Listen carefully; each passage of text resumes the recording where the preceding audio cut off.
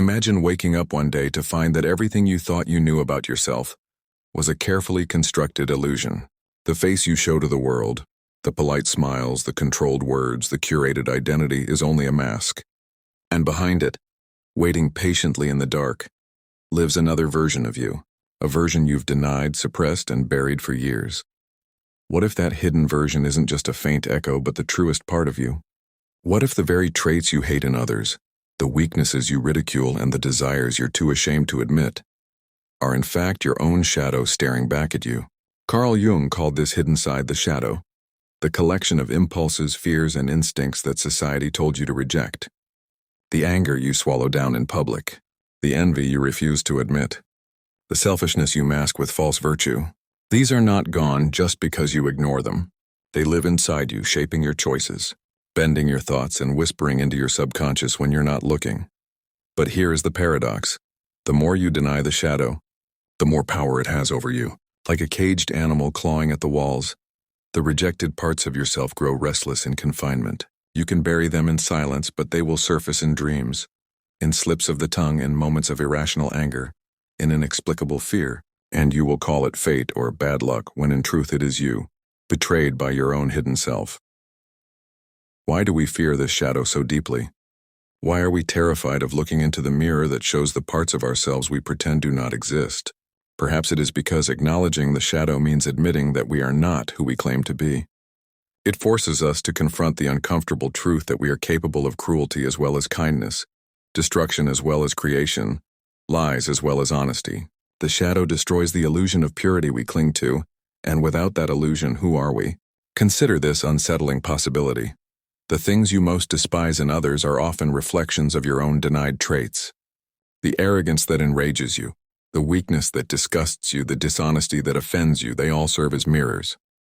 You are not merely observing flaws in others, you are witnessing your own shadow projected outward, safely distanced from your fragile self-image.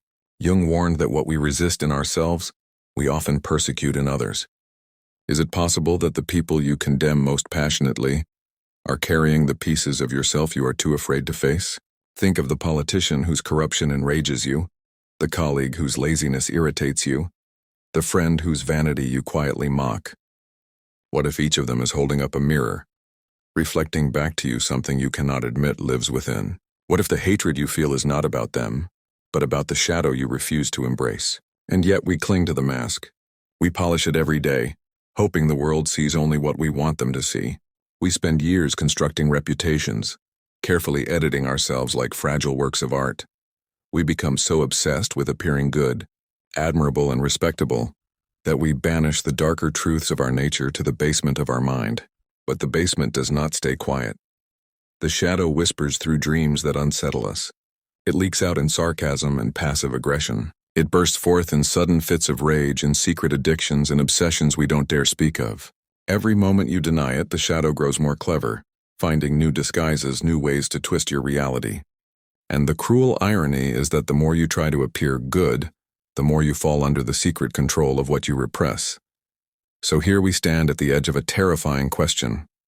If the shadow is so powerful, if it lives inside us no matter how much we hide, then what happens if we finally dare to face it? What will we see in the mirror that we've avoided all our lives?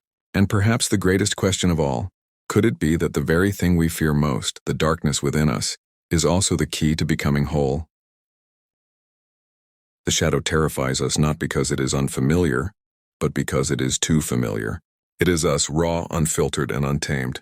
Yet from the earliest days of our lives, we are taught that some parts of ourselves are unacceptable.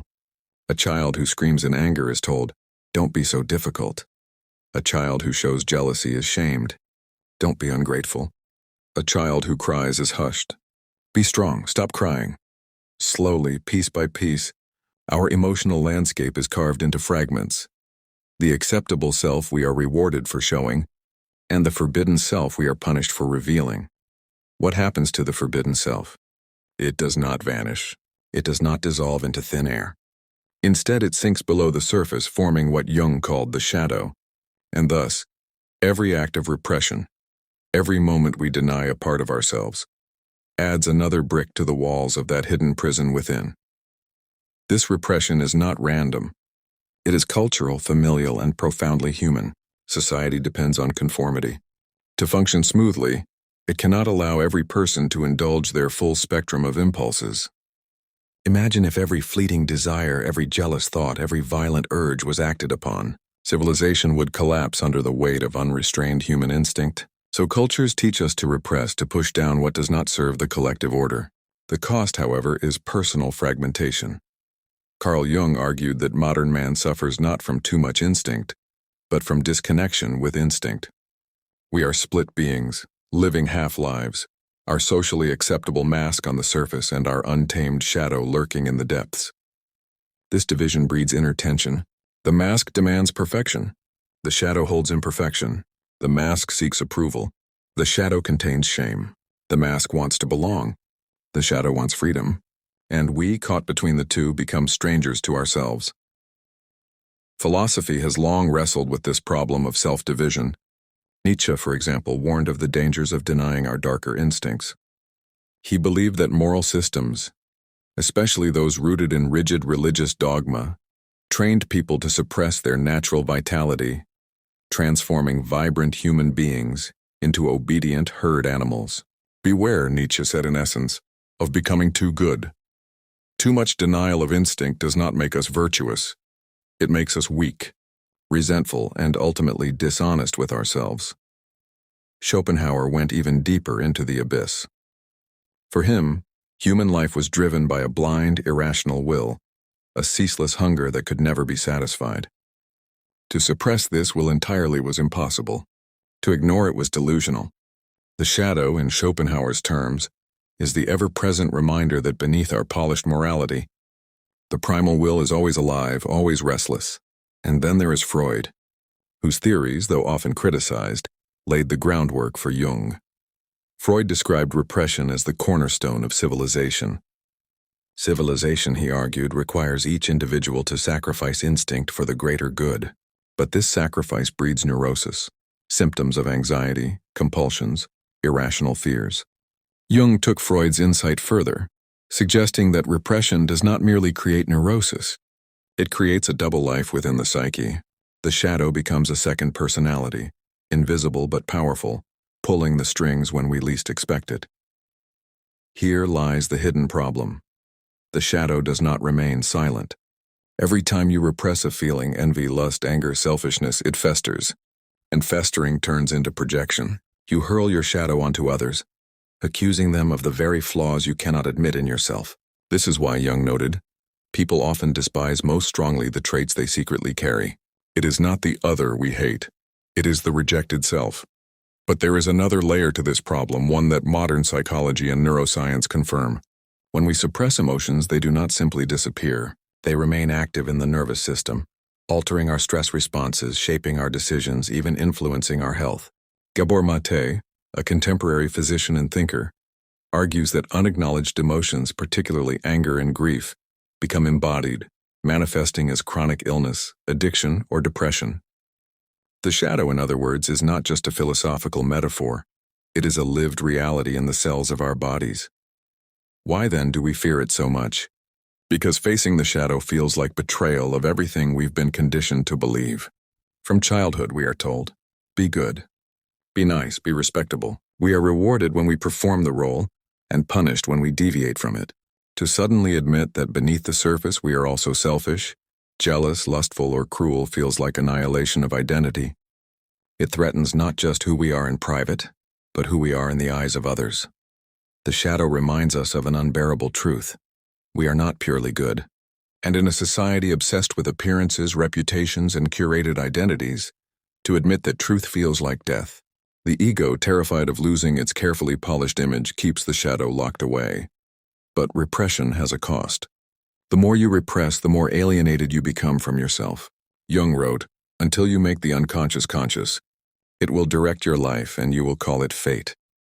How many decisions in your life, the relationships you chose, the careers you pursued, the conflicts you fell into were not really yours, but the unconscious whisper of your shadow pulling the strings? The philosopher Søren Kierkegaard once described despair as the sickness unto death. This despair, he argued, comes from living a life untrue to one's deepest self. Isn't this precisely what happens when we exile the shadow? We live only half a life, the approved half, the socially acceptable half, while the rest of us suffocates in silence. This is the hidden problem. Our fear of the shadow is not just fear of darkness. It is fear of truth. It is fear of losing the illusion of control. It is fear of realizing that we are not who we pretend to be, and so we walk the earth as fractured beings, mask and shadow, appearance and reality, one half lit, the other buried. But what happens when the buried half refuses to stay buried? What happens when the shadow breaks free, not gently but violently? What happens when years of repression erupt in addiction, rage, obsession, or even violence? That is where we must turn next, to the unseen consequences of fearing the shadow. The shadow does not stay silent. You can lock it in the cellar of your psyche, deny it, mock it, or preach against it, but it will not disappear. Instead, it leaks out in ways that are subtle, corrosive, and often devastating. The tragedy is that most people never recognize it. They assume life is simply unfair, that fate is cruel, or that others are to blame. But underneath it all, it is often the repressed shadow pulling the strings. Think about anger. When denied, it does not dissolve, it festers. A person who refuses to admit their anger may never raise their voice, but they grow bitter, resentful, and sarcastic. The hostility leaks out in passive-aggressive remarks, in cold silences, in the quiet withdrawal of affection. Over time, this poison corrodes relationships. They cannot see it, but those around them feel it. The shadow has spoken. Or consider envy. To admit envy feels humiliating, so we deny it. I'm happy for them. I don't care what they have. But the denied envy shows up in subtle sabotage, in gossip, in hidden resentment. We condemn others for showing off or being lucky, when in truth it is our own shadow whispering, "Why not you? Why are you left behind?" On a personal level, this unacknowledged shadow creates inner conflict. Neuroscience confirms what Jung intuited. Repressed emotions do not vanish from the brain. They remain active in the amygdala, in the stress circuits of the body, shaping behavior below conscious awareness. People live double lives, outwardly calm, inwardly seething, outwardly confident, inwardly insecure, outwardly selfless, inwardly craving recognition. The more these contradictions grow, the heavier the psychological toll becomes. And yet the most dangerous consequence is not what happens inside, but what happens outside. Jung warned that the shadow we refuse to face internally is projected outward onto the world. When we cannot bear to admit our own aggression, we see dangerous enemies everywhere. When we deny our own selfishness, we perceive others as greedy and corrupt. When we repress our own capacity for cruelty, we obsess over the cruelty of others. The more we disown our shadow, the more it appears in everyone else. History offers brutal evidence of this truth. Entire societies project their collective shadow onto scapegoats. A nation in economic despair blames immigrants. A religious community suppressing its own doubts demonizes heretics. A culture afraid of its own instincts accuses outsiders of immorality. The Holocaust, racial persecution, witch hunts, each is an eruption of the collective shadow, unleashed with catastrophic force. What we cannot face within ourselves, we destroy in others. On a smaller scale, you can see this in everyday life. The parent who never confronted their own insecurity ridicules their child for being too sensitive. The teacher who repressed their own rebellious streak punishes the student who dares to question authority. The employee who denies their ambition undermines the colleague who strives for success. Each time the shadow finds a way to express itself, not directly but through projection. But repression does not only distort our perception of others, it shapes our choices. Many people live lives dictated not by conscious will, but by unconscious avoidance. The man terrified of his own vulnerability never forms deep relationships. The woman who denies her ambition convinces herself she is content with mediocrity. The person afraid of their aggression becomes endlessly accommodating, until resentment consumes them. Outwardly, these lives appear stable. Inwardly, they are prisons. The shadow decides, and the ego calls it destiny. There is also a physical cost. Gabor Mate has shown how suppressed emotions manifest as illness. People who deny their anger are more prone to autoimmune disorders. Those who suppress grief face depression, fatigue, or chronic pain. The shadow is not just psychological, it is biological. What you refuse to face in the mind takes root in the body. And still there is another consequence, perhaps the most insidious: mediocrity. When you exile your shadow, you also exile your power. Jung emphasized that the shadow is not only dark impulses, it also contains the raw vitality, creativity, and courage that the mask suppresses. The artist who represses their anger loses their fire. The leader who denies their ambition loses their vision. The individual who refuses their instincts becomes dull, half alive. By fearing the shadow, we do not become pure, we become hollow. This is the paradox. The shadow, left unacknowledged, enslaves us. It dictates our relationships, our fears, our desires, our very sense of self. We think we are free, but we are puppets of what we will not face. Jung's warning echoes here with chilling clarity. What you resist not only persists, but grows in size. The more we run from the shadow, the more it consumes us. And yet, few dare to confront it. Why? Because to meet the shadow is to risk everything we believe about ourselves. To see your cruelty, your envy, your cowardice, your arrogance, it is unbearable for the ego.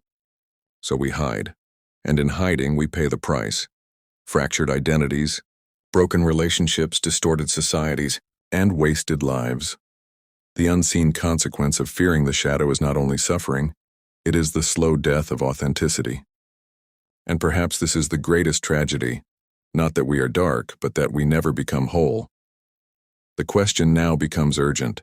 If the shadow enslaves us when we repress it, how do we rebel? How do we turn toward the very thing we fear most without being destroyed by it? That is where we must go next. The rebellion, the radical act of facing the shadow and breaking free.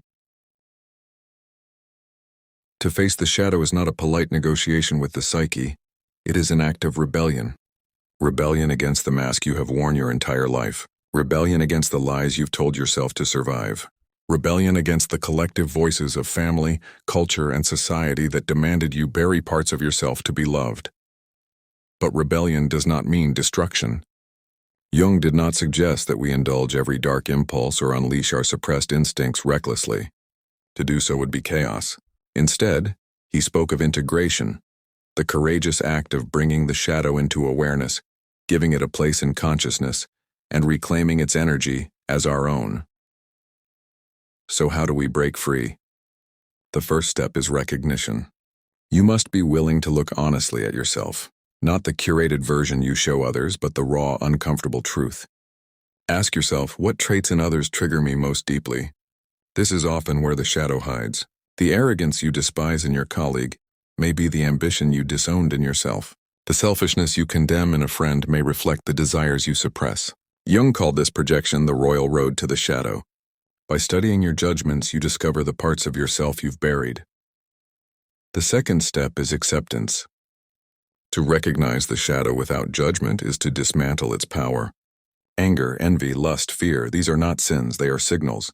They reveal what is wounded, what is hungry, what is longing for expression. The moment you stop condemning your shadow, you begin to integrate it. The rage you once denied becomes passion. The envy you once hid becomes ambition. The selfishness you disowned becomes healthy self-preservation. What once enslaved you now serves you. But this is not easy. The ego resists. It clings to the mask, terrified of exposure. Here, philosophy offers guidance. Nietzsche urged us to embrace the totality of our being, to say yes to life even in its darkness. He believed greatness arises not from purity, but from embracing contradiction. The chaos, the hunger, the instinct, the fire. To deny these forces is to live half a life. To integrate them is to become whole.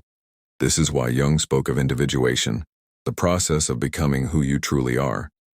Individuation requires pulling together the fragments of the psyche, the persona, the ego, the shadow, the anima or animus, and the deeper self. It is not about being good in the moral sense, but about being real, authentic, whole, unafraid of contradiction. The person who integrates their shadow is not flawless. They are free. Consider the alternative. The person who denies their aggression becomes a doormat, always accommodating, secretly resentful. But the person who integrates aggression transforms it into assertiveness, into the courage to set boundaries, to speak truth. The person who represses envy stagnates, trapped in mediocrity. But the one who integrates envy turns it into ambition, drive, and the pursuit of mastery. The shadow is dangerous only when it is hidden. When it is acknowledged, it becomes power. History again offers lessons. Some of the greatest figures of philosophy, art, and leadership were those who faced their shadow and transmuted it into creative force. Dostoevsky, haunted by despair, turned his shadow into profound explorations of human suffering. Nietzsche, consumed by illness and isolation, forged insights that shattered centuries of dogma.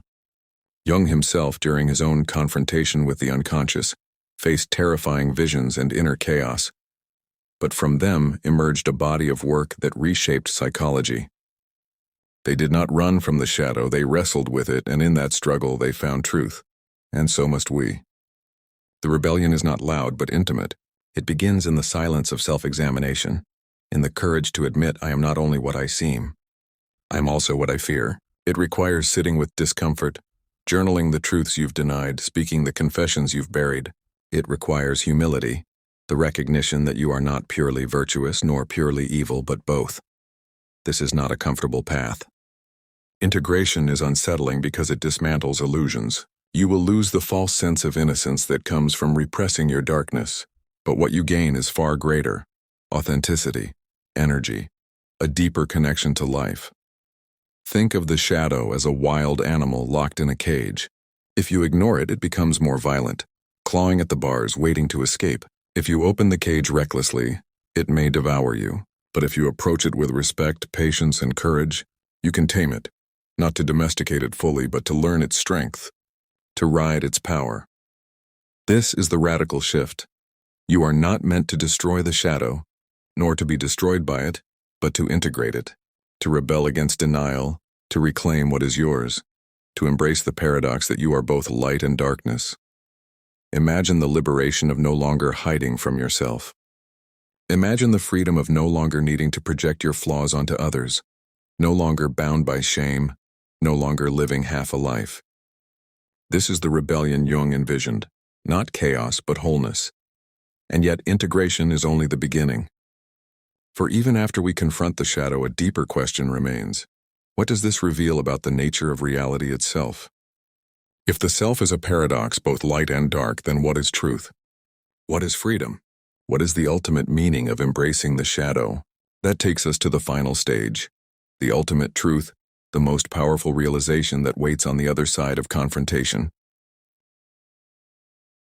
Imagine for a moment that you have walked through the storm. You have stared into the eyes of your shadow, felt its weight pressing against your chest, admitted its uncomfortable truths. You no longer deny your anger, your envy, your selfishness, your fears. You no longer pretend you are pure light.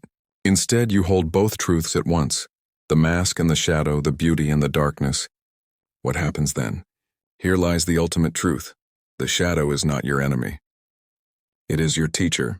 It is the raw material of transformation, the hidden source of energy, creativity, and authenticity that you have been searching for all along. What you feared would destroy you instead becomes the foundation of your strength.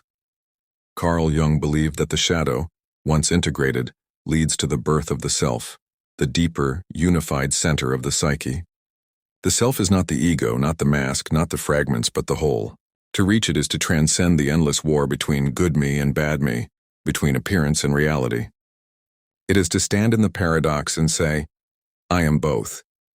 This is not a small shift. It is a revolution of perception.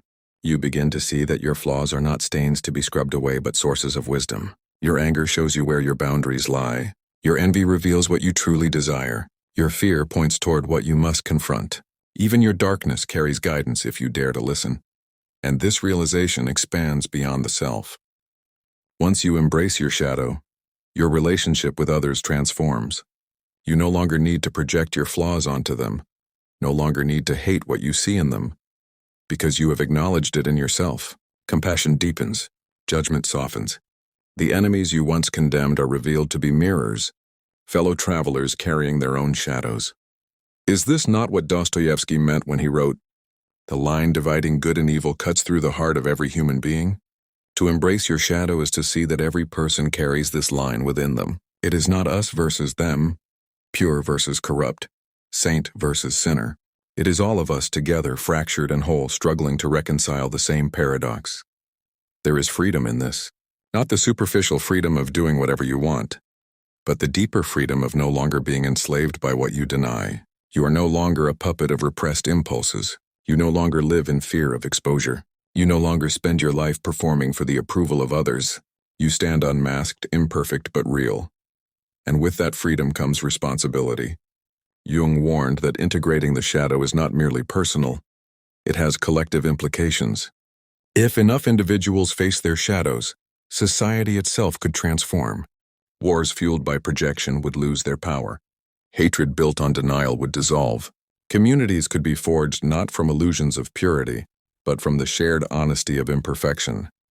A society of integrated individuals would be one that embraces complexity rather than destroying it. But here lies the final, most difficult truth. The shadow never disappears. It is not conquered once and for all. It grows with you, evolves with you, takes new forms as you move through life. Integration is not a single act, but a lifelong dialogue. Every new stage of life, youth, adulthood, old age, presents new shadows to face. To live authentically is to continually return to that dialogue, to continually ask, what am I still denying? What have I not yet faced? This is where philosophy and psychology converge into something spiritual. To face the shadow is to step into the mystery of human existence itself. We are not angels nor are we demons, we are both. We are not broken because we contain darkness. We are human because we do. The ultimate truth is that wholeness, not perfection, is the goal. And perhaps this is why so many fear the shadow, because wholeness demands vulnerability. It demands that we strip away the mask, let go of illusions, and face life without the armor of false virtue. To become whole is to walk naked into reality, unprotected by pretense. But in that nakedness, in that raw confrontation with truth, we finally find peace. Imagine standing at the end of your life. Imagine looking back not at a flawless image, but at a real one. You lived with anger, but you learned from it. You wrestled with envy, but you turned it into drive. You carried fear, but you walked through it anyway. You faced your shadow again and again, and in doing so you became whole. Would that not be a life worth living? This is the ultimate realization. The shadow is not what makes you unworthy, it is what makes you complete.